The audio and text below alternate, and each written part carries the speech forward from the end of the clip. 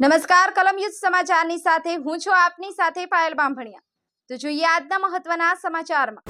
ગઈકાલે સાંજના સમયમાં નખત્રાણા પોલીસ સ્ટેશન વિસ્તારના કોટડા જરોળ ગામમાં જે એક ગણપતિજીનું પંડાલ હતું, ત્યાં ગણપતિજીની જે મૂર્તિ ખંડિત થવાના લોકલ પોલીસ સ્ટેશનને જાણ થઈ હતી, જેના લીધે પોલીસ દ્વારા ત્યાં તાત્કાલિક જે છે સ્પોટ ઉપર જઈને વિઝિટ કરવામાં આવી અને એમની ઇન્વેસ્ટિગેશન ચાલુ કરવામાં આવી। અને એની સાથે સાથે ત્યાં બાજુમાં જે એક નાનકડું મંદિર હતું ત્યાં પણ જે છે ઉપર ફ્લેગ લગાવવાનું એક માહિતી મળી હતી। પોલીસ દ્વારા આ બંને બાબતમાં જે છે ત્યાં ગામમાં તપાસ કરવામાં આવી અને રાત્રિ દરમિયાન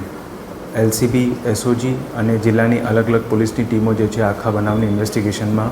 લાગી ગઈ હતી। ઓવરઓલ જે આખો બનાવ બન્યો એમાં જે ખાસ કરીને જે ગણપતિજીની મૂર્તિ ખંડિત થઈ છે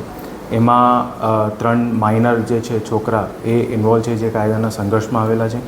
અને એમની સાથે સાથે જે બીજી બાજુમાં જ્યાં ફ્લેગ લગાવવામાં આવેલ હતો એમની પણ તપાસ થઈ, તો એમાં પણ જે છે પોલીસ દ્વારા 4 લોકોને ડિટેન કરવામાં આવ્યા। ઓવરઓલ આ આખા બનાવમાં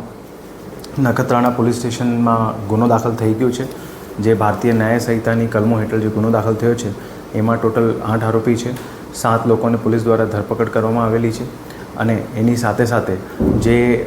માઇનર જે છે એ માઇનરની જે જુવેનાઇલ જસ્ટિસના પ્રમાણે જે છે એમના એ વિરુદ્ધ કાર્યવાહી કરવામાં આવશે। અને એની સાથે સાથે ઓવરઓલ જે ગામમાં બનાવ બન્યો તો એમાં અત્યારે ગામમાં હાલ શાંતિ છે, પોલીસ બંદોબસ્ત પણ ગોઠવાયેલો છે અને બધા લોકોને, ખાસ કરીને કચ્છના આમ નાગરિકોને બધાને પોલીસ દ્વારા અપીલ છે કે આ બાબતમાં કોઈ અફવા ફેલાવવાની નહીં અને ઇન જનરલ પણ કોઈ પણ એવો વાયરલ મેસેજ અથવા તો કોઈ પણ એવો વિડીયો હોય